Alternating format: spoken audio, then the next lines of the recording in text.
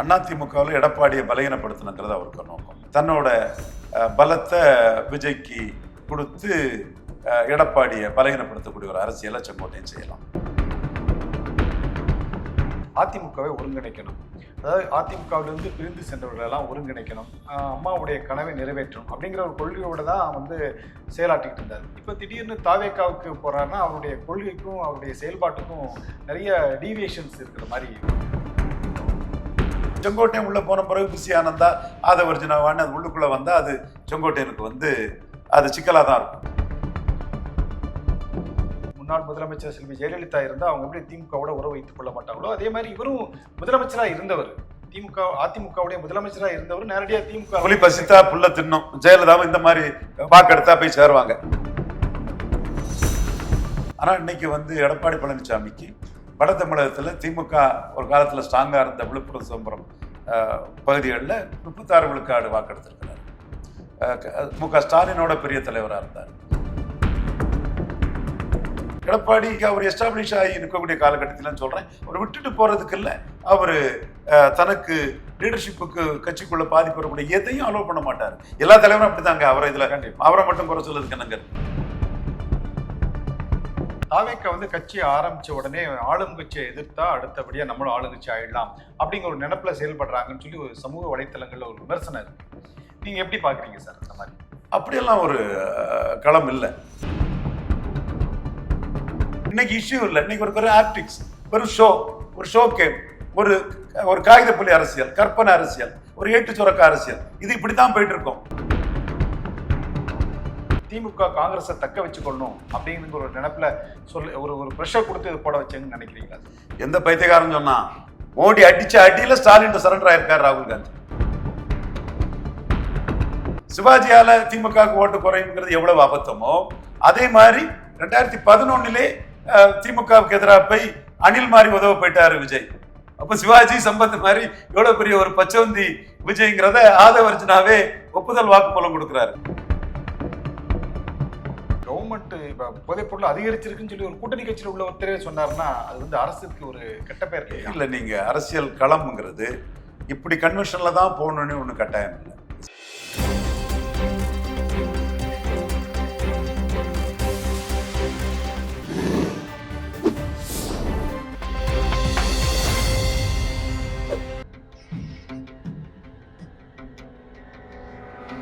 தமிழ் அலை நேயர்களுக்கு வணக்கம். இன்றைய சந்திப்பில் நம்மோடு இணைந்திருப்பவர் அரசியல் விமர்சகர் திரு ரவீந்திரன் துரைசாமி அவர்கள். வணக்கம் சார். வணக்கம் ரமணி சார். இன்னைக்கு தமிழகத்துல மிகவும் பரபரப்பா பேசக்கூடிய ஒரு வார்த்தை, அதிமுகவுடைய மூத்த தலைவராக இருக்கக்கூடிய திரு செங்கோட்டையன் அவர்கள் தாவேக்காவில் இணைய போகிறார் அப்படிங்கிற ஒரு தகவல் வந்திருக்க. ஒரு அரசியல் விமர்சகரா உங்களுடைய பார்வை எப்படி சார்? பண்ருட்டி ராமச்சந்திரன் விஜயகாந்த் கிட்ட இணைஞ்ச மாதிரி செங்கோட்டையனும் இணையலாம்.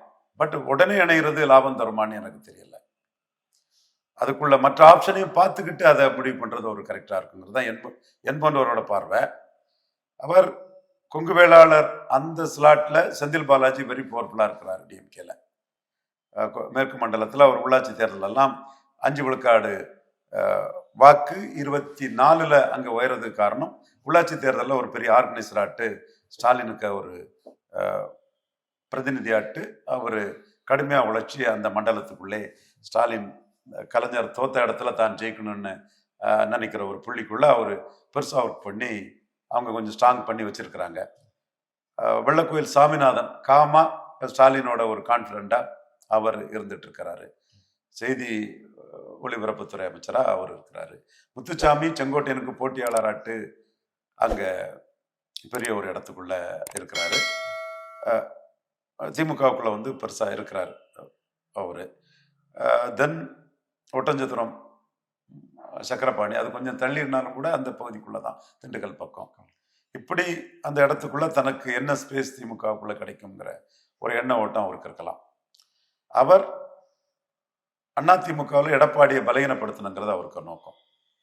அந்த நோக்கம் நிறைவேறணும்னா டாக்டர் ராமதாஸுக்கு தான் யாருன்னு காட்டி கொடுக்கணும்னு அண்ணன் பண்ருட்டியார் நினைச்சு விருத்தாச்சலத்தில் ராமதாஸை நிறுத்தி தோக்கடிச்சது மாதிரி தன்னோட பலத்தை விஜய்க்கு கொடுத்து எடப்பாடியை பலகீனப்படுத்தக்கூடிய ஒரு அரசியலை செங்கோட்டையன் செய்யலாம். அதான் சார், எடப்பாடியை வந்து பலகீனப்படுத்துறதுக்காக அவர் வந்து கட்சியில சேர போறாரா, இல்ல அவர் பலன் அடையதுக்காக சேர போறாரா? எடப்பாடியை பலகீனப்படுத்தினாதான் அவர் அரசியல் களத்துக்குள்ள நிற்க முடியும். நீங்க விஜயகாந்த் மூலமா ராமதாஸை பலகீனப்படுத்துறதுல பண்ருட்டியார் வந்து முதல் எலெக்ஷன்ல 23 விழுக்காடு வாக்கு தான் எடுத்தாரு. அப்புறம் அவங்க ஒரு ஃபோல்ஸ் ஆகி அவங்க ஜெயலலிதாவோட கூட்டணி அமைக்கும் போது அவர் வந்து ஒரு ஜெயலலிதா முதல்வர் ஆவார், கேப்டன் விஜயகாந்த் எதிர்கட்சி தலைவர் ஆவார்னு அவரும் எம்எல்ஏ ஆனார். அதை மறுக்க முடியாது. ஸோ அவரோட இன்னைக்கு அவருக்கு இருக்கக்கூடிய ஆப்ஷன் வந்து பலன் அடையணும்னா திமுக ஆப்ஷன் ஓபிஎஸ்க்கு தெளிவா இருக்காதான் நான் பாக்குறேன். ஏன்னா ஓபிஎஸ் திமுகவோட கண்டிப்பா ஓபிஎஸ்க்கு திமுக ஆப்ஷன் தெளிவா இருக்காதான் பாக்குறேன். ஏன்னா முக்குலத்தோர் எதிர்ப்பு வந்து எடப்பாடி பழனிசாமிக்கு தெளிவாகவே இருக்குது. சசிகலா, ஓபிஎஸ், டிடிவி 10.5 எல்லாம் தெளிவா இருக்கு. அதுக்கு பசுமன் முத்துராமலிங்க தேவருக்கு பாரரத்னா கொடுக்கணும்னு அவர் ஆரம்பிச்சாரு. நல்ல விஷயம்தான். ஆனா இந்துக்களின் தந்தை தாளிங்க நாடார் கொடுக்கணும்னு நாடார் அமைப்புகள் முத்துரமேஷ் நாடார் தலைமையில, கார்த்திகேயன் நாடார், மில்லன் ஸ்ரீமான் நாடார், சதா நாடார் எல்லாமே அவங்க ஆரம்பிச்சிட்டாங்க. இது ஒட்டப்படாரத்துல நயனார் நாகேந்திரனே ஐயா வஉசிக்கு பாரரத்னான்னு அவர் ஆரம்பிச்சிருக்காருன்னு சொன்னா, இவர் நினைக்கிறது மாதிரி too much appeasement of a particular community வந்து மற்ற சமூகங்களில் கவுண்டர் மொபிலைசேஷனை ட்ரிகர் பண்ணிரும்ங்கிறதுல இருந்து இவர் தப்ப முடியாது. ஸோ அந்த இடத்துக்குள்ள எடப்பாடியே வந்து எப்படி அதை டேக்கிள் பண்றதுன்னு திணறாரு. அவர் கொஞ்சம் முக்குலத்தோர் நிறைய பேர் வச்சுக்கிட்டு அதை பண்றாரு. அது பிள்ளையார் பிடிக்க குரங்காமுடிங்கிற கதையாட்டு அவர் அந்த இடத்துக்குள்ள பண்ணக்கூடிய அரசியல் நகர்வுகள்லாம் அவருக்கு வந்து பின்னடைவை தான் கொடுக்குது. அதே வேளையில எந்த காலத்திலையும் அவர் டிடிவியும் ஓபிஎஸ்ஸையும் சேர்த்துக்க போறதில்லை.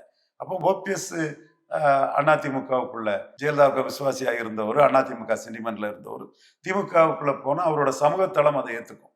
ஏன்னா 2024 அதிமுகங்கிறது எம்ஜிஆர் அதிமுக, ஜெயலலிதா அதிமுக எல்லாம் கிடையாது. எம்ஜிஆர் கட்சி ஆரம்பிக்கும் போது வந்து அவர் 77 சட்டமன்றத்தை சந்திக்கும் போது எங்க senior GR Edmund sir, gem of a man, very kind hearted person. அவர் நெல்லையில மீனவர் சமூகம், அவர் பரதவகுலம் மீனவர், நெல்லையில வந்து அவர் பெரிய வெற்றியை பெற்றார்.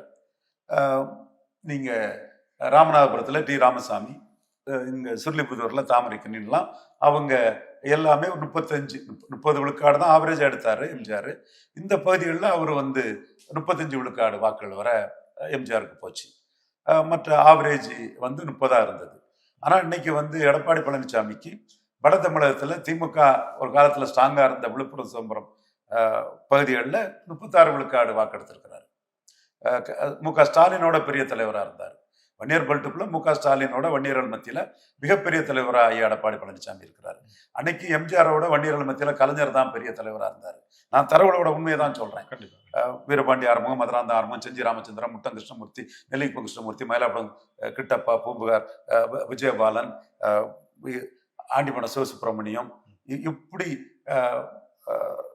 திருவிடைமருதூர் ராமலிங்கம், துறைமுகம் செல்வராஜ், தர்மபுரி சின்னசாமி, சிதம்பரம் துரை சரவணன், காட்பாடி துரைமுருகன், இப்படி நானே கொஞ்சம் பேரை விட்டுருப்பேன். நம்மளாம் ரொம்ப டக்குன்னு அதை சொல்லுவேன். வன்னியருடைய ஆட்கள் இவங்கெல்லாம் வன்னியர் லோக்கல் வன்னியர் லீடர்கள் எல்லாம் நின்று பவர்ஃபுல் லீடரா நின்று, முட்டம் கிருஷ்ணமூர்த்தி இவங்க எல்லாமே தெளிவா நின்று வன்னியர்கள் மத்தியில எம்ஜிஆருக்கு ஓட்டு குறைவு, கலைஞருக்கு ஓட்டு அதிகம். இன்னைக்கு அதே வன்னியர்கள் மத்தியில ஸ்டாலின், எடப்பாடி கூட கம்பேரிட்டிவே இல்லை. அப்போ நீங்க பொலிட்டிக்கல் டைனமிக்ஸ் மாறி போச்சு. ஏசி ரூம்ல இருந்துகிட்டு கொஞ்சம் 4 பேர் வியாபாரத்துக்காகவும் வர்த்தகத்துக்காகவும் தங்களை முழுமைப்படுத்தி பேசுறவங்கலாம் அவங்க ஒரு ஒப்பீனியனேட்டாட்டு அவங்க அரசியல் தான் அரசியல்னு கள அரசியலை மறைச்சிக்கிட்டு அவங்க பேசுறாங்க. ஆனா பிளேயர்ஸுக்கும் லீடர்ஸுக்கும் கள அரசியல் என்னன்னு தெரியும். ஓபிஎஸ்க்கு அது ரொம்ப நல்லாவே தெரியும். அவருடைய மரவர் சமூக உணர்வு என்னன்னு தெரியும். கள்ளர், மரவர், அகமுடையார், வல்லம்பார், மணியக்காரர், இந்த முக்குலத்தோர் உணர்வு என்னன்னு தெரியும். அப்போ அவரை பொறுத்தளவுல அவர் வந்து திமுகவுக்குள்ள ஸ்டாலின் கூட இணைஞ்சு பயணிக்கும் போது அவருக்கு வந்து ஒரு கலைஞர் அன்பழகன்கிற அந்த அளவு கூட, ஏன்னா அவருக்கு அதுக்கான திறமை, ஒரு ஃப்ளோர் லீடரா சி சுப்பிரமணியம் மாதிரிலாம் செயல்படக்கூடியவருங்கிற இதுல சார்ந்து நின்று இருக்க இடத்துக்கு கரெக்டா இருப்பாருங்கிற ஒரு இமேஜுக்குள்ள அவருக்கு சமூக ரீதியாட்டும் அவரோட இண்டிவிஜுவல் திறமை ரீதியாகவும் ஸ்டாலின் ஒரு பெரிய இடம் இருக்குது. சரி, இது செங்கோட்டையனுக்கும் ஸ்டாலின் இடம் இல்லைன்னு நான் சொல்ல மாட்டேன். ஆனா செங்கோட்டையன் வந்து ஒரு தளத்துக்குள்ள எடப்பாடியை பலகீனப்படுத்துறதுக்கு கொங்கு மண்டலத்துக்குள்ளே வந்து விஜய ஒரு பெரிய சக்தியாட்டு ஏற்றுக்கொள்ள வர்றதுக்கான வாய்ப்புகள் இருக்கலாம். நான் வந்து தம்பி லட்சுமணன் பேசியிருக்கிறான். லட்சுமணன் டிடிவி கூட எல்லாம் தொடர்புள்ள தம்பி தான். எனக்கு வேண்டிய ஒரு தஞ்சை மாவட்டத்தை சேர்ந்த ஒரு சட்டத்துறையில் ஒரு பெரிய என்னோட தம்பி மாறிப்பட்ட ஒருத்தர் வந்து அந்த கருத்தை சொல்லும் போது வந்து நான் முழுக்க மறுக்கலை. பட் செங்கோட்டையனை நான் கிராஸ் செக் பண்ணலை. ஸோ செங்கோட்டையனுக்கு இது ஒரு ஆப்ஷன் தான்.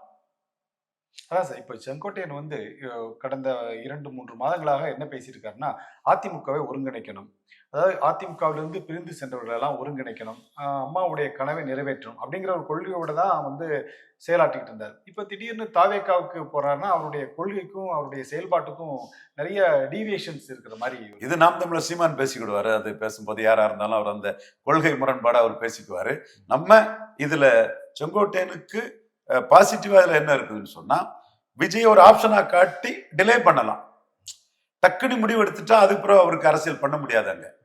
இப்போ 27 அவர் சேர்றாருன்னு சொன்னா 27 விஜய்கிட்ட சேர்ந்த பிறகு அரசியல் பண்ண முடியாது. ஒண்ணுமில்லாத ஆதவர்ஜனாக்களுக்கு அது பிரச்சனை இல்லை.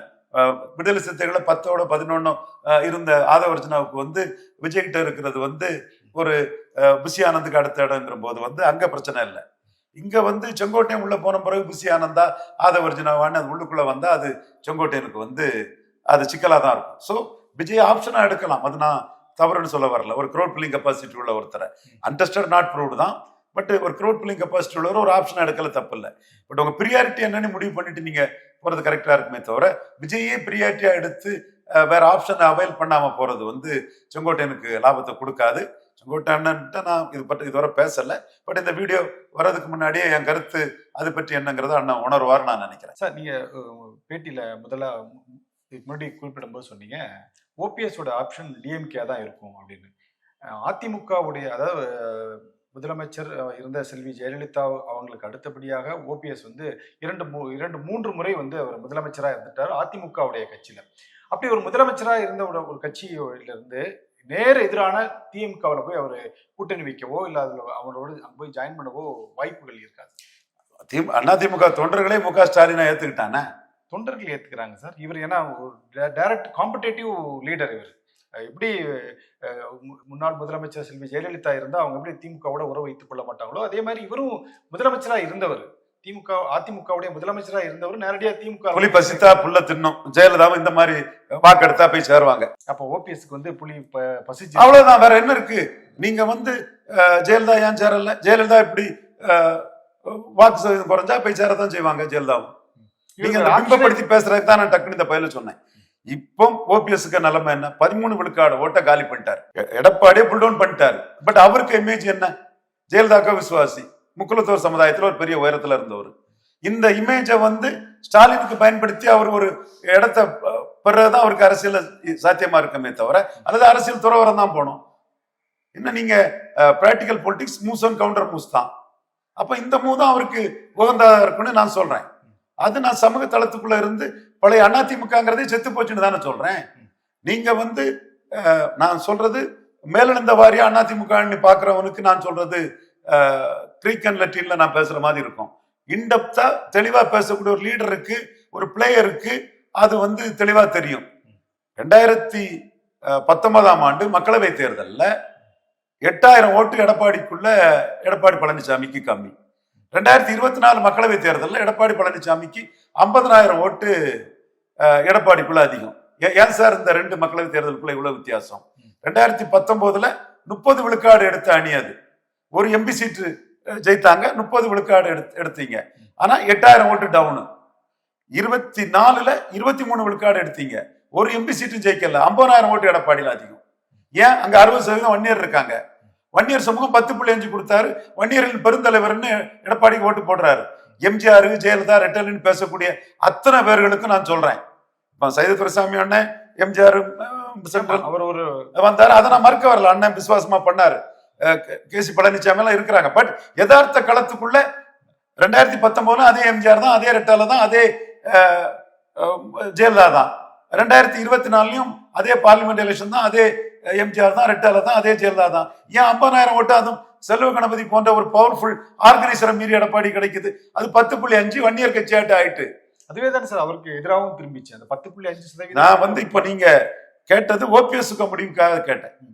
அப்போ நீங்க வந்து ஓபிஎஸ் இந்த முடிவை ஸ்டாலினுக்கு ஆதரவா முக்குலத்தோருக்கு ஒரு கேட்டலிஸ்டாட்டு போறது, ஜெயலலிதா விசுவாசிகளுக்கு ஒரு கேட்டலிஸ்டா போறதுதான் ஓபிஎஸ்க்கு லாபங்கிறது என்னோட ஆணித்தரமான கருத்து.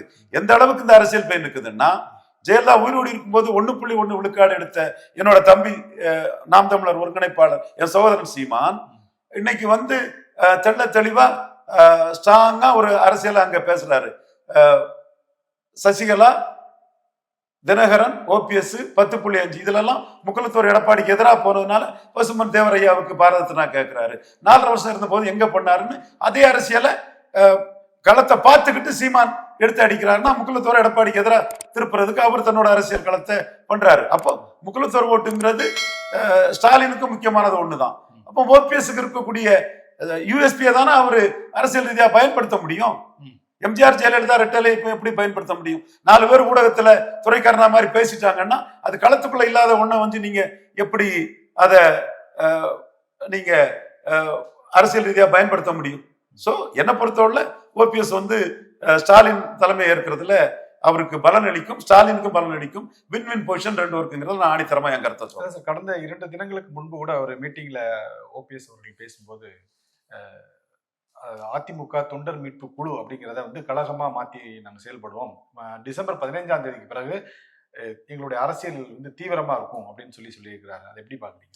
அவரு தேர்தல் வர தன்னுடைய ஆட்களை தக்க வைத்துக் கொள்ளணும், ஒரு அரசியலை நடத்தி ஆகணும். அந்த சூழ்நிலையில எடப்பாடி பழனிசாமி அதிமுக பிடிச்சிட்டாரு. எடப்பாடி பழனிசாமி என்ன சொன்னாரு மக்களவை தேர்தலில் முடிஞ்சதும், என் தலைமைக்கு எனக்கு விழுந்த ஓட்டு, எம்ஜிஆர் ஓட்டு, ஜெயலலிதா ஓட்டு, ரெட்டலை ஓட்டுனா சொன்னாரு. அது கேசி பழனிசாமி சொல்லிட்டு இருக்க வேண்டியதுதான் ஊடகத்துல. கேசி பழனிசாமி ஊடகத்துல சொல்லிட்டு இருக்க வேண்டியதுதான். எடப்பாடியே என் தலைமைக்கு விழுந்த ஓட்டுன்னு தான் சொன்னாரு. நான் என்ன சொன்னேன், ஆமா அவர் தலைமைக்கு விழுந்த ஓட்டு தான். நான் 15 விழுக்காட்டுக்குள்ள அவரை நிறுத்தலாம்னு நினைச்சேன். வண்டியர்கள் தூக்கி போட்டுட்டாங்க. கேப்டன் விஜயகாந்த் சிம்பதியில கொஞ்சம் ஓட்டு வந்துட்டு, அதனால 20 விழுக்காடு போயிட்டாருன்னு என்னோட தோல்வி அதுல நான் ஒத்துக்கிட்டேன். 10 கேட்டு நான் சொன்னது கரெக்டா இருக்கும். பட் நான் தப்பா சொல்லி போனதே நான் பெருந்தன்மையா ஒத்துவிடக்கூடியவன், உண்மையா ஒத்துவிடக்கூடியவன். அப்போ அந்த அதிமுக டைனமிக்ஸ் மாறி போச்சு.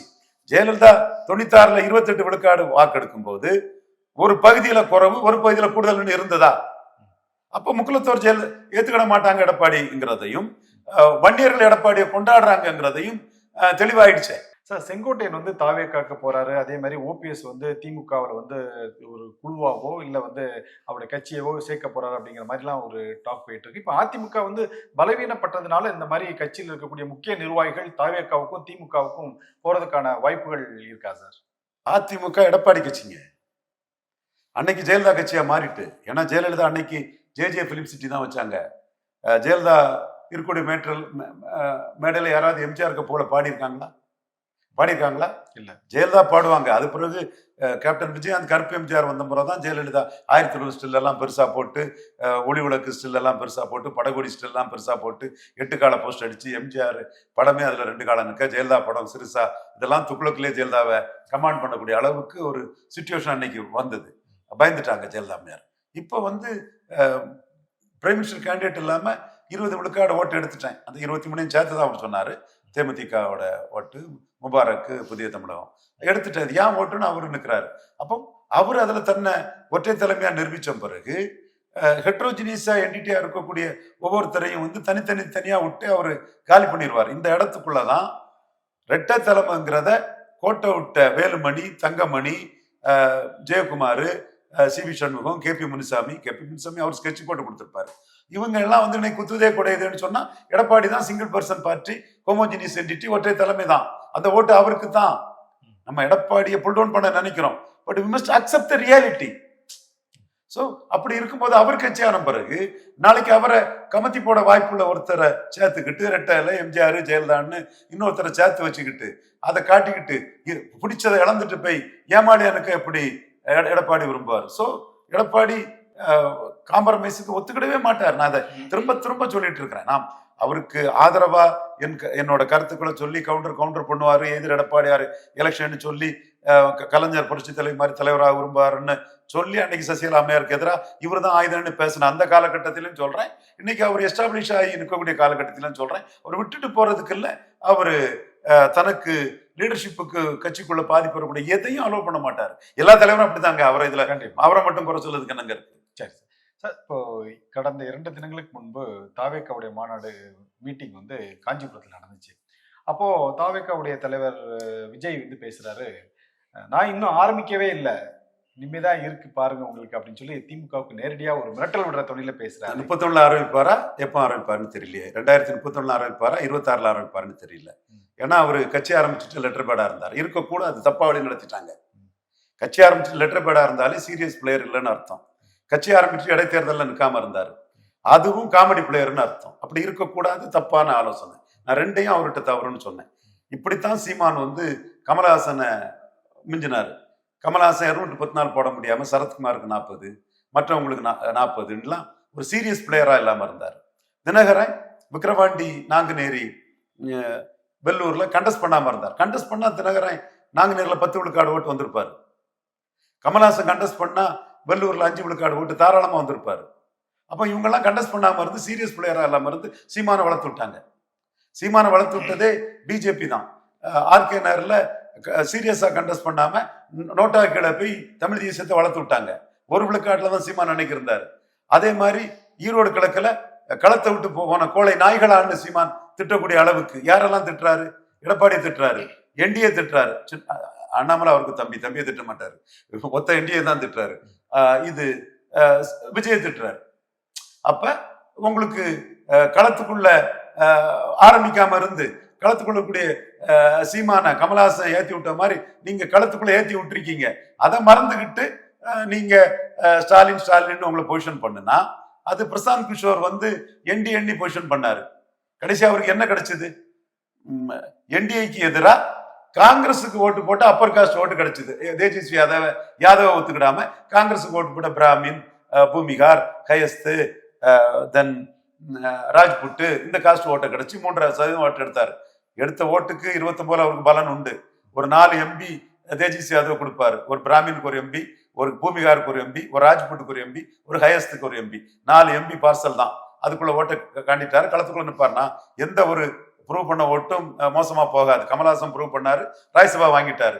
ப்ரூவ் பண்ணாம ராகுல் காந்தி கிட்ட போய் விஜய் ராஜ்யசபா கேட்கும் போது இல்லன்னு மறுத்து விட்டுட்டாரு யாரு, ராகுல் காந்தி. சோ ப்ரூவ் பண்ணா ஒரு வேல்யூ உண்டு. விஜய் தன்னை ப்ரூவ் பண்ணதுக்கு ஸ்டாலின் எதிர்ப்புங்கிறத ஒரு எடுக்கிறாரு. என்ன ப்ரூவ் பண்றாருங்கிறத 26ல பார்ப்போம். சரி சார், இப்போ நீங்க அது சொல்றதுனாலயே களம் அப்படித்தான்னு முடிவு பண்ண முடியாது. பிரசாந்த் கிஷோரும் அப்படித்தான் சொன்னார். என்னுடைய அடுத்த கொஸ்டின் அதுதான். அதாவது தாவேக்கா வந்து கட்சியை ஆரம்பிச்ச உடனே ஆளுங்கட்சியை எதிர்த்தா அடுத்தபடியா நம்மளும் ஆளுங்கட்சி ஆயிடலாம் அப்படிங்கிற ஒரு நினைப்புல செயல்படுறாங்கன்னு சொல்லி ஒரு சமூக வலைத்தளங்கள்ல ஒரு விமர்சனம் இருக்கு. நீங்க எப்படி பாக்குறீங்க சார்? அந்த மாதிரி அப்படியெல்லாம் ஒரு களம் இல்லை.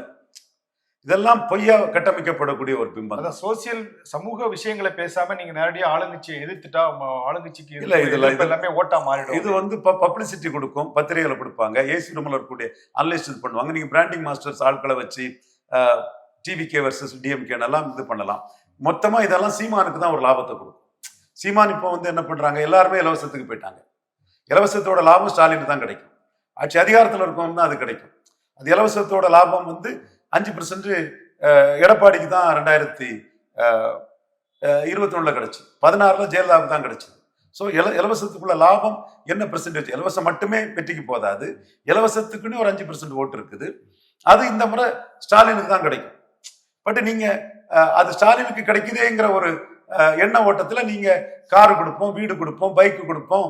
என்ன கூட ஒரு ஃப்ரெண்டு சொன்னான், நான் எங்க வீடு அவசரப்பட்டு கட்டிட்டேன்னு ஒரு கிண்டல் அடிச்சான். சோ இது கிண்டலா தான் இது போகும்.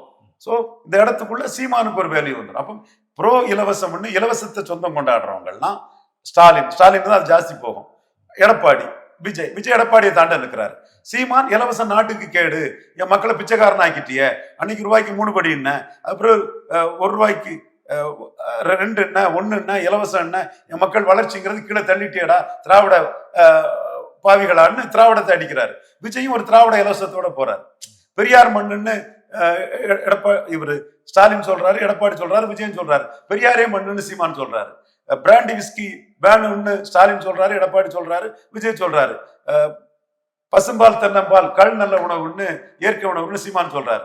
இது எல்லாமே விஜய்க்க நடவடிக்கை வந்து கமலஹாசன் நடவடிக்கை இஷ்யூ பேஸ்டா சீமானை உயர்த்தி விட்ட மாதிரி விஜய்க்க நடவடிக்கை இஷ்யூ பேஸ்டா சீமானை உயர்த்தி விடும். களத்துக்குள்ள சீமான் இஷ்யூ எடுத்துட்டு வரும்போது பெரிய பூதகரமா ஒரு ரொம்ப பெரிய ஒரு ஒரு அவதாரம் எடுத்த மாதிரி இஷ்யூ பேஸ்டா மக்கள் மத்தியில சீமான் உயர்வாரு.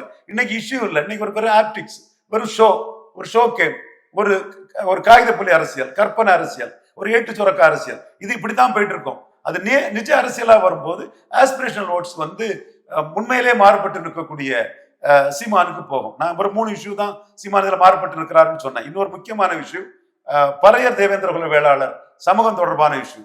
அதுல 5 விழுக்காடு பறையர் தேவேந்திர குல வேளாளருக்கு உயர்த்தி கொடுக்கணும்னு சொல்றாரு. அருந்ததியர் புறமொழியாளர் வந்து ஸ்டாலின்ட்ட கன்சால்டேட் ஆகும். அடுத்து கொங்கு வேளாளரோட அருந்ததியர் இருந்தாதான் சீட் கன்வெர்ட் ஆக முடியும்னு ஜெயலலிதாவை துரத்துக்கு போட்டுட்டு ஜெயலலிதா கருத்தை குப்பை கூடையில தூக்கி போட்டுக்கிட்டு அருந்ததியருக்கு ஆதரவா எடப்பாடி நிலைப்பாடு எடுத்துட்டாரு. ஸ்டாலினுக்கு இவரு விஜய்க்கு இதுல நிலைப்பாடு இல்லை. அப்போ திருமங்கலம் சரத்குமார் மாதிரி தான் முகத்துக்கு ஓட்டு, எம்ஜிஆருக்கு நாடியில விட்டு எனக்கு நாடியில விட்டுன்னு ஏமாந்து தான் போனோம். உங்களுக்கு க்ரௌட் புல்லிங் கெப்பாசிட்டி இருக்குது, ஃபேஸ் வேல்யூ இருக்குது. அதை இஷ்யூ எடுக்காம நீங்க போனீங்கன்னா அது திருமங்கலம் சரத்குமார் நிலைமை தான் வரும். சரி சார், திமுகவுடைய கூட்டணியில் இருக்கக்கூடிய காங்கிரஸ் கட்சி தாவேக்காவோட கூட்டணிக்கு மாற போறாங்க அப்படின்னு ஒரு பேச்சுவார்த்தை இருந்துச்சு. அதுக்காக ஒரு குழு அமைச்சாங்க. அவங்க நவம்பர் 15ஆம் தேதியிலேருந்து அவங்களுடைய இது பண்ணிட்டு திடீர்னு வந்து இப்போ அந்த குழு அது தனியாக செயல்பட்டு இருந்தா கூட திமுகவோட கூட்டணி கட்சி குறித்து பேசணும் அப்படிங்கிறதுக்காக ஒரு 5 பேர் கொண்ட குழுவை காங்கிரஸ் அமைச்சிருக்காங்க. இது வந்து திமுக காங்கிரஸை தக்க வச்சுக்கொள்ளணும் அப்படிங்கிற ஒரு நினைப்புல ஒரு ப்ரெஷர் கொடுத்து இது போட வச்சேன்னு நினைக்கிறீங்களா சார்? எந்த பைத்தியக்காரன் சொன்னா? ராகுல் காந்தி மோடி அடிச்ச அடியில ஸ்டாலின் சரண்டர் ஆயிருக்காரு. மோடி அடிச்ச அடியில ஸ்டாலின் சரண்டர் ஆயிருக்காரு ராகுல் காந்தி. ஆல் இண்டியா பொலிட்டிக்ஸை பார்க்கிறவனுக்கு இது தெரியும். ஒட்டு நிகழ் பேரசைட் காங்கிரஸ் அடிச்சாரு. டக்குன்னு அகிலேஷ் யாதவ், தேஜஸ்வி யாதவ், மம்தா எல்லாரும் மோடிக்கு கருத்தை என்டால்ஸ் பண்ற மாதிரி ராகுல் காந்தி அடிச்சாங்க. ஸ்டாலின் இல்லைன்னா ஆல் இண்டியா பொலிட்டிக்ஸ் இல்லை. ஸ்டாலின் இல்லைன்னா ஒரு தொகுதியில டெபாசிட் மட்டும்தான் கிடைக்கும் காங்கிரஸுக்கு. உடனே டக்குன்னு ஸ்டாலின் கூட பேசுறதுக்கு ஒரு குழு அமைச்சு அடுத்தால ராஜ்யசபாவுக்கு ஒரு துண்டு போட்டு சிதம்பரமும் அதை பாராட்டி அறிக்கை விட மேட்டர் ஓவர். மோடிக்கு ஒரு அரசியல் நகர்வு, மோடி லாயலிஸ்டுகளோட ஒரு அரசியல் எதிர்பார்ப்பு. ஸ்டாலின் வந்து தெளிவா கோகரன்ஸா இருக்கணும், யூனிட்டியா இருக்கணும், கடைசி ஓட்டு வர விழிப்பா இருக்கணும் சொன்னதும் அப்பா பீகார் தோல்விக்கு என்ன காரணம் சொல்லி அகிலேஷ் இருந்து என்ன காலி பண்ண மோடி பாக்குறாரு. மம்தா பக்கத்திலே வரவிடா பாக்குறாரு. இவரு சரத்பவார் வந்து காலி பண்ண பாக்குறாரு. நான் அப்படியே ஸ்டாலின் சரண்டர் ஆயிடுறேன்னு ராகுல் ஸ்டாலின் சரண்டர் ஆயிட்டாரு. இதுதான் உண்மை. இப்போ அந்த குழு அமைச்சர் வந்து ராகுல் காந்தி வந்து திமுகவோட சரண்டர் ஆயிட்டாங்கிறது காட்டுது. சரண்டர் அதுல வேற வேலையே இல்லை. சும்மா வெட்டியா தினமலர்ல பக்கமா எழுதிக்கிட்டு படிச்சுக்கிட்டு அந்த பணம் வாங்கினவங்க பாத்தீங்களா காங்கிரஸ் வருதுன்னு விஜய காட்டி கொடுத்த காசுக்கு விஜய படிச்சு சந்தோஷப்பட வச்சுக்கிட்டு இருக்கலாம். பலன் நிரூபிக்காத விஜய இதே ராகுல் காந்தி ஷர்மிளா ரெட்டியை ட்ரீட் பண்ண மாதிரி வாங்க ஸ்டாலின் உங்களுக்கு கொஞ்சம் சீட்டு வாங்கி தரேன்னு கண்டிப்பா சொல்லத்தான் போறாரு. ஏத்துக்கிடாதும் விஜய்க்கு விருப்பம். இப்போ நீங்க சொல்றது பார்த்தா காங்கிரஸ் வந்து திமுக விட்டு வெளியில வரமாட்டாங்க அப்படிங்கிற வந்த அரசியல் போச்சு, இந்திய அரசியல் போச்சு. 29 மோடி பிரதமர் எப்படி இவங்க ஏத்துக்குவாங்க சார்? ஏன்னா காங்கிரஸ் வந்து பீகார்ல அவங்கள ப்ரூவ் பண்ண முடியல. ஏற்கனவே வாங்கின தொகுதிகள் கூட அவங்களால பெற முடியல. மீண்டும் அவங்க வந்து ஒரு எக்ஸ்ட்ரா லக்கேஜ் மாதிரி தானே பார்ப்பாங்க. ஸ்டாலின் ஏத்துக்குவார். ஏன்னா ஸ்டாலினுக்கு என்ன பிரச்சனைன்னா தோத்து போய் எல்லாரும் ஜெயித்திருக்காங்க. ஸ்டாலின் ஆர்கே நல்ல டெபாசிட் இழந்தவர். இதுதான் சிலவனுக்கு புரியல. நான் கரெக்டா நியாயமா பேசணும் கூட புரியாம என்னோட நியாயத்தின் உண்மையை புரிய முடியாம கத்திட்டு இருக்கிறான். உண்மை ஸ்டாலின் ஆர்கே நல்ல டெபாசிட் இழந்தவர். 25 விழுக்காடு சீட்டு தான் கிடைச்சவர். ஈஸ்வரண்ணனு கீழே போனவர். நார்கோயில்ல கன்னியாகுமரி பார்லிமெண்ட், அந்த பார்லிமெண்ட்டுக்குள்ள வசந்தகுமார் 2வது இடம் வரும்போது அவருக்கு கேண்டிடேட் எஃப்எம் ராஜரத்ன 4வது போனவர், டெபாசிட் இழந்தவர். அப்போ அவரும் இந்த இதை சந்திச்சுதான் வராரு. பட் ஸ்டாலின் இன்னைக்குள்ள அறிவு, ஆற்றல், திறமை, அனுபவங்களை படிப்பினையா எடுத்து கடந்த கால முன்னேறிகளின் தவறுகள் எடுத்து எங்கேயோ போயிட்டாரு. அப்போ அவரு என்ன நினைப்பாரு? காங்கிரஸும் நமக்கு தேவை, விசிகாவும் தேவை, மதிமுகவும் தேவை, முஸ்லிம் லீக்கும் தேவை, மனிதநேய மக்கள் கட்சி ஜவஹர்லா அவங்க கட்சியும் தேவை. எல்லாராலையும் ஜெயித்தோம், எல்லாரும் தேவை. ஏன் வேல்முருகன் கூட அவர் எடப்பாடி கூட போனா அரியலூர்லயும் ஜெயங்கொண்டாலையும் ஜெயிக்கலாம். அப்போ வேல்முருகனும் தேவை. சரி சார், ஸ்டாலின் வெற்றி பெறது வர அந்த அணியை கண்டினியூ பண்ணுவாரு. ஜோதி பாசு மாதிரி செயல்படுவார். இந்த தனங்க நான் சொல்லிட்டு இருக்கேன், இது தானங்க நடந்துட்டு இருக்கு. நீ வந்து உனக்கு நேரப்போக்குக்கு எதுவும் இல்லாதனால இது செட்டில்டு மேட்டர்னு சொன்னா ஆள் இருக்காது, வியூவர்ஸ் இருக்க மாட்டான். அதுக்காக ஏதாவது பேசிக்கிட்டு என்னையும் குறை சொல்லிட்டு இருப்பீங்க. இந்த அணி வெற்றி பெற்ற அணி, வெற்றி தொடர்றது வர வெற்றி இந்த அணி தொடரும். இந்த அணி 45 விழுக்காடு வாக்குக்கு தகுதியான அணி. நீ என்ன கருத்து கணிப்பு, புண்ணாக்கு கணிப்பு, தெருப்பணி கணிப்பு எல்லாம் நீ என்னெல்லாம் போட்டான்னு எனக்கு தெரியும்பா. 24ல என்கிட்ட தோத்து ஓடின பசங்க நீ உள்நோக்கத்தோட பண்ற. நான் சொல்றது நாளைக்கு கரெக்டா வரணும்னு உள்ள இதுல சொல்றேன். 48 விழுக்காடு ஸ்டாலின் வருவாருன்னு சொன்னேன், அணி வரும்னு. 47 வந்தாரு. ஆனா இன்னைக்கு நான் அடிச்சு சொல்றேன், 57 62 காமராஜ் உயரத்துல இருக்கக்கூடிய ஸ்டாலின் கூட்டணி இதுல என் அண்ணன் வேலுச்சாமி ரெட்டியார் அண்ணன் கூட கோவப்பட்டாரு. நான் மனச்சாட்சிப்படி உண்மையை அண்ணே சொல்றேன். உன் உணர்வு தான் எனக்கும் உணர்வு. நான் அண்ணனை மதிக்கிறேன். நீங்க ஜோதிமணி மாணிக் தாகூர் மாதிரிப்பட்ட ஆள் இல்ல ரெட்டியார் அண்ணன். பட் ஸ்டாலின் தோற்கடிக்கப்பட முடியாதவர். திருச்சி வேலுச்சாமி சொல்றீங்களா? திருச்சி வேலுச்சாமி அண்ணன். எஸ். நம்ம அவர் மீட்டிங் 25 கிலோமீட்டருக்கு அங்க நடந்தாலும் என்னோட 30-35 ஆண்டுகளுக்கு முன்னே இளைஞனா இருக்கும்போது அண்ணனுக்கு மீட்டிங்கை பார்க்க போயிருவேன் நான்.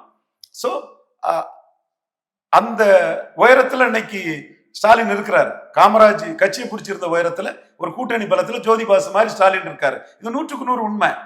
அப்புறம் ஸ்டாலினை தோக்கடிக்குமா 1-1 தான் தோக்கடிக்க முடியும். சிவாஜியால திமுகவுக்கு ஓட்டு குறையுங்கிறது எவ்வளவு அபத்தமோ அதே மாதிரி 2011 திமுகவுக்கு எதிராக போய் அணில் மாதிரி உதவ போயிட்டாரு விஜய். அது ஒரு சிவாஜி தான். நீங்க சம்பத் இவர் ஆதவ அர்ஜுன் அவர் தெளிவா சொல்லிட்டாரு, சிவாஜி தான் சொல்லிட்டாரு. அப்போ அன்னைக்கு அணில் மாதிரி அங்க உதவுனாரு. அப்புறம் மோடியை போய் பார்த்தாரு. அதுக்கு பிறகு ராகுல் கிட்ட போய் ராஜ்சபா நின்னாரு. அப்புறம் கருப்பு சிவப்பு சைக்கிள்ல வந்து திமுகவே ஆதரிச்சிருக்காரு. அப்புறம் சிஏ எதிர்ப்புனாரு. அப்புறம் மைக்க போட்டு சீமானே ஆதரிச்சிருக்கிறாரு. அப்ப சிவாஜி சம்பத் மாதிரி எவ்வளவு பெரிய ஒரு பச்சவந்தி விஜய்ங்கிறத ஆதவ அர்ஜுனாவே ஒப்புதல் வாக்குமூலம் கொடுக்கிறாரு. சோ விஜய்க்கு எம்ஜிஆர் வச்சு ஓட்டு வரலாம், எடப்பாடிக்கு ஈர்ப்புங்கிற அடிப்படையில செங்கோட்டையன் வந்தா ஓட்டு வரலாம். திமுக ஓட்டெல்லாம் விஜய் அசைக்க முடியாது. 45 விழுக்காடு ஓட்டுக்கு மேல ஸ்டாலின் கண்டிப்பா எடுப்பாரு. 1-1 ஸ்டாலினை தோக்கடிக்கலாம். சார், மதிமுகவுடைய பொதுச் செயலர் வைகோ வந்து ஒரு பிரச்சார பயணம் திருச்சியிலிருந்து மதுரை வரைக்கும் போதைப் பொருட்களுக்கு எதிரான ஒரு பிரச்சாரத்தை மேற்கொள்வதற்காக அறிவிச்சிருக்கிறாரு. ஏற்கனவே அவருடைய பையன் வந்து தென் மாநிலத்துடைய ஐடிசியுடைய இதாக இருந்தார். போதைப் பொருளை ஒழிக்கிறதுக்கு இவர் போராடுறதுக்கு உகந்ததா இருக்குமா சார்? அது ஐடிசிங்கிறது ஸ்மோக்கிங் இஸ் இன்ஜூரியஸ் டு ஹெல்த்னு போட்டு வரக்கூடிய லீகலைஸ்டு மேட்டர். இவர் இன்னைக்கு பயணம் பண்றது இல்லீகலா வரக்கூடிய இதை கவர்மெண்ட் கட்டைல் பண்ணுன்னு கூட்டணி கட்சி மற்ற எதிர்கட்சிகள் குறை சொல்லக்கூடிய இது கவர்மெண்ட் இதுல கூடுதல் கவனம் செலுத்தணும்னு போறாரு. இல்ல சார், இப்ப கவர்மெண்ட் இப்ப போதைப் பொருள் அதிகரிச்சிருக்குன்னு சொல்லி ஒரு கூட்டணி கட்சியில் உள்ள ஒருத்தரே சொன்னார்னா அது வந்து அரசுக்கு ஒரு கெட்ட பேர் இல்ல. நீங்க அரசியல் களம்ங்கிறது இப்படி கன்வென்ஷன்ல தான் போகணும்னு ஒண்ணு கட்டாயம் இல்லை. கேரளாவில் இந்த மாதிரி செய்வாங்க.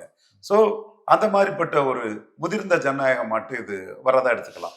கருணாநிதி ஜெயலலிதா காலகட்டத்தில் கொஞ்சம் கூட இன்டிசிப்ளினா 2 பேருமே ஒத்துக்கிட மாட்டாங்க. கொஞ்சம் ஒரு இது பண்ணாலும் கூட்டணி விட்டு தூக்கி விட்டுருவாங்க. இப்போ அப்படி இல்லை. இந்த அளவுக்கு ஸ்டாலின் எல்லாத்துக்கும் லாங் ரோப் கொடுக்குறாரு. அவங்களும் அரசியல் நடத்தாண்டாமா, அவங்களும் ஒரு இஷ்யூ எடுத்து நடத்தாண்டாமா. அப்போ ஒரு பொதுத்தள இஷ்யூவை தான் வைகோ எடுக்க முடியும். ஒரு மதுவிலக்குங்கிற ஒரு பொதுத்தள விஷயத்தை தான் சிரமமா எடுக்க முடியும். இதுல தான் சீமான் ரொம்ப நுணுக்கமா இதை பிடிச்சு அடிப்பாரு. ஆமா, நீங்க ஜாதிவாரி கணக்கெடுப்பு சொல்லுவீங்க, ஆனா ஜாதிவாரி கணக்கெடுப்பு நடத்தாதவங்க கூட போய் கூட்டணி சேர்ந்து விடுங்க. திமுக எடுக்க மாட்டான், அதிமுக எடுக்க மாட்டான், அவங்களோட போய் கூட்டணி சேர்ந்து விடுவீங்க. ஆமா, நீங்க மதுவை ஒழிக்கணும்னு சொல்லுவீங்க, மதுவை வச்சு லாபம் பார்க்குறவங்க கூட சாராய கம்பெனி நடத்த முடியும், போய் கூட்டணி சேர்ந்து விடுன்னு சொல்லுவாப்புல. ஸோ இந்த இடம் இந்த மற்ற கூட்டணி கட்சிகளுக்கு அரசியல் நடத்துறதுக்கு ஒரு ஸ்பேஸ் வேணும். அந்த பேச ஸ்டாலின் அலோவ் பண்றாரு. ஜெயலலிதா அலோவ் பண்றது இல்ல, கலைஞர் அலோவ் பண்றது இல்ல, ஸ்டாலின் அலோவ் பண்றாரு. ஒரு நாகரிகமான மூவ்மெண்ட் நினைக்கிறீங்களா? அதாவது அவங்க வந்து ஒரு சின்ன ஒரு இதுவும் தங்களுக்கு எதிராக போனா தாங்க மாட்டாங்க. ஸ்டாலின் எல்லாருக்குமே லாங் ரோப் கொடுக்காரு. காங்கிரஸுக்கு, விசிகாவுக்கு, மதிமுகவுக்கு எல்லாத்துக்குமே கொடுக்குறாரு, கம்யூனிஸ்டுகளுக்கு. சரி சார், இது ஸ்டாலினுக்கு ஸ்டைல். ஜோதி பாசு ஸ்டைல்ல ஸ்டாலின் போறாரு. நான் சொல்றது இதை வச்சுதான். Okay sir. சார், நாம் தமிழர் தலைமை ஒருங்கிணைப்பாளர் திரு சீமானை வந்து உங்களுடைய அன்பு தம்பி அப்படின்னு சொல்றீங்க. நீங்க வந்து நிறைய அவருக்கு ரெகுலரா பேசுறீங்க, அறிவுரை கூட கூறுறீங்க. சமீபத்துல நடந்த ஒரு பத்திரிகையாளர் சந்திப்புல ஒரு பத்திரிகையாளர் உரிமையில திட்டி ரொம்ப ஆவேசமா கோவப்பட்டு நடந்துக்கிட்டாரு சார். அதை எப்படி பாக்குறீங்க சார்? சீமான் தானே சுயம்பா எழும்பி வந்த மக்கள் உணர்வை தெரிஞ்ச ஒரு தலைவர். அவருக்கு வந்து பிராண்டிங் மாஸ்டர் எதுவும் தேவையில்லை. அவரு எல்லா கருத்தையும் மக்கள் உணர்வை தெரிஞ்சு மக்கள்ல இருந்து வந்த ஒருத்த நாட்டு மக்கள் கருத்தை பிரதிபலிக்கக்கூடியவர். அப்படி மக்கள்ல இருந்து வந்தவராட்டு ஒரு மக்கள் கருத்தை அவர் பிரதிபலிச்ச இடம்தான் எதுன்னா மெட்ரோ வேண்டான்னு தான் சொல்ல வந்தார். இந்த நிருபர் என்ன கேட்க நினைச்சாருன்னா, மெட்ரோ விஷயத்துல மத்திய அரசு தமிழகத்தை வந்திச்சிருக்குங்கிறத சீமானை வச்சு அந்த கமிட் பண்ண வச்சாரு. அவர் நீங்க அதை சொல்லலைன்னா அவர் பாஜக ஆளு, பாஜகவின் பிடிஎம்னு ஒரு முத்திரை குத்துறதுக்கோ சொன்னா பாஜகவுக்கு எதிராக சீமான் அதை சொல்லிட்டாரோங்கிற இதைத்தான் சொல்ல வந்தார். ஆக்சுவலா இந்த இஷ்யூல பாஜகவும் திமுகவும் அடிச்சுக்கிறது, மெட்ரோ வராததுக்கு நான் காரணமா நீ காரணமா தமிழகத்தை புறக்கணிக்காங்க. இன்னும் சொல்ல போனா பாஜகவிலே ஸ்டாலினுக்கு ஆதரவான ஒரு ஆட்கள் தான் லீக் பண்ணி விட்டுட்டாங்கன்னு கூட ஆர்கே போன்ற அரசியல் விமர்சக நண்பர்கள் கூட அந்த கருத்தை சொல்றாங்க. இது எப்படி இருந்தாலும் சீமான் இந்த இடத்துக்குள்ள என்ன நினைக்கிறாருன்னா, தன்னோட கருத்தை முன்னெடுக்கிறாரு. மெட்ரோ தேவையில்லை, அதுக்கு போய் கொட்டி கொடுக்கக்கூடிய பணமும் அதுல உள்ள சிரமங்களும் என் மக்களுக்கு கஷ்டமா இருக்குது. அதனால புகை வண்டியில ட்ரெயின்ல அதிக அன்ரிசர்வ்டு கோச்சஸ் என் மக்கள் பயணிக்கிறது மாதிரி நல்ல வசதியா அன்ரிசர்வ்டு கோச்சஸ் ரிசர்வ்டு கோச்சில் இருக்க மாதிரி வை. நகர்ப்புறத்தில் உள்ள இது மெட்ரோ எலக்ட்ரிக் ட்ரெயின் அதை இன்னும் மேம்படுத்தி அதிக சர்வீஸை கொண்டு என் மக்களை நீ இது பண்ணு, என் மக்களுக்கு வேற இருக்கக்கூடிய பேருந்து வசதியை இன்னும் மேன்மைப்படுத்து, அதிகப்படுத்துன்னு அந்த மெட்ரோ இன்வெஸ்ட்மெண்ட்டையே சீமான் தனக்கு வாக்களிக்கக்கூடிய எளிய பிரிவு மக்களுக்கு அது ஒன்றும் முக்கியம் இல்லை. எது பிரியாரிட்டின்னா, எனக்கு வாக்களிக்கக்கூடிய எளிய பிரிவு மக்களுக்கு கல்வியில அவங்களுக்கு மற்ற சுயநிதி கல்வியில் படிக்கக்கூடிய அளவுக்கு அரசு கல்வியில எல்லா மக்களுக்கும் அந்த உயர்கல்வி முதல் எல்லா கல்வியும் கிடைக்கிறதுக்கு அந்த பணத்தை நீ செலவு பண்ணு. மருத்துவத்தை ஏழைகளுக்கும் உயரிய மருத்துவம் கிடைக்கக்கூடிய அளவுக்கு மருத்துவமனைகளை மேம்படுத்துன்னு என்டையர் மெட்ரோவுக்கு எதிராட்டி அவர் பேசுறாரு. இந்த கருத்தை நான் இப்ப சொல்றது மூலமா என் சகோதரர் சீமானுக்கு சார்பா இது மக்களுக்கு சென்றடையுது. வெளிப்படையா தான் அதை சொல்றேன். அவர் அதை கொஞ்சம் நிதானிச்சு இது பண்ணி தம்பி நின்று நான் பேசுறேன்னு சொல்லி இது பண்ணிருக்கலாம். அவரும் தொடர்ந்து ஒரு உள்நோக்கத்தோட ஒரு கேள்வியை கேட்டதுனால இந்த சம்பவம் நடந்துச்சு. நீங்களே சொல்லுங்க, பேட்டி கொடுக்கறதுல யார் சூப்பர் ஸ்டாரா இருக்கா தமிழ் மண்ணில்? எந்த ஒரு ஐடியாலஜி உள்ள ஒரு ரிப்போர்ட்டரையும் யார் எதிர்கொள்றா? நீ எந்த ரிப்போர்ட்டர், எந்த டிவி, எந்த வெப் யார் எதிர்கொள்றா? அதுல மாற்று கருத்தே கிடையாது. ஏன்னா சீமான் அவர் அந்த இடத்துக்குள்ள ஒன்னும் உணர்ச்சி வசப்படல. அதை முடிச்சுக்கிட்டு அடுத்த மேட்டரை எவ்வளவு லகுவா பண்ணாரு. இப்ப நானே கூட சில இடங்கள்ல ஒரு தம்பி ஒருத்தவங்க எல்லாம் பேசும்போது ரொம்ப வேகமா பேசுவேன். அவனு வேகப்படல. அந்த வேகப்பட்டு பேசினாதான் அந்த தம்பி அடுத்தால அப்செட்டா கொஸ்டின் கேட்க மாட்டான். அடுத்த கொஸ்டின் நான் ரொம்ப ஜாலியா சிரிச்சுட்டு பேசுவேன். சோ அந்த இடம் சீமான் இப்படி டீல் பண்ணி தான் தீரணும்னு திட்டமிட்டு தான் டீல் பண்ணதான் நான் பார்க்கல. நான் என்ன நினைக்கிறேன்னா சார், சீமான் தனித்து நின்று தனித்துவமா, அதாவது எந்த கட்சியோடும் கூட்டணி இல்லாமல் தமிழ்நாட்டுல அரசியல் களத்தில் நின்று ஆடக்கூடிய ஒருத்தர் கொஞ்சம் நிதானம் இல்ல. நான் என்ன நிதானமா தான் அவர் பேசினாரு. பட் அவரை டேக்கிள் பண்றதுக்கு அந்த இதை வெல் ப்ரிப்பேர்டு பிளானா தான் அவரை எதிர்கொண்டார். பிளானோட தான் எதிர்கொண்டார். நீங்க அதை பார்த்தா தெரியும். அந்த கேள்வி முடிஞ்சோன்னா அடுத்த கேள்வி எவ்வளவு கூலா இன்னொருத்தர்கிட்ட எதிர்கொண்டார். ஆனா இதுல என்ன இதுன்னா, நான் சொன்னது மாதிரி மெட்ரோ விஷயத்துல இவர் இவ்வளவு ஏழை எளிய மக்களுக்கான ஒரு திட்டமா வச்சிருக்கிறாருங்கிறத அந்த இடம் வெளிப்பட முடியாம போச்சு. நிறைய பிரஸ் மீட் பண்ணுவார், அடுத்தால வெளிப்படுத்திக்குவார். நன்றி, வணக்கம்.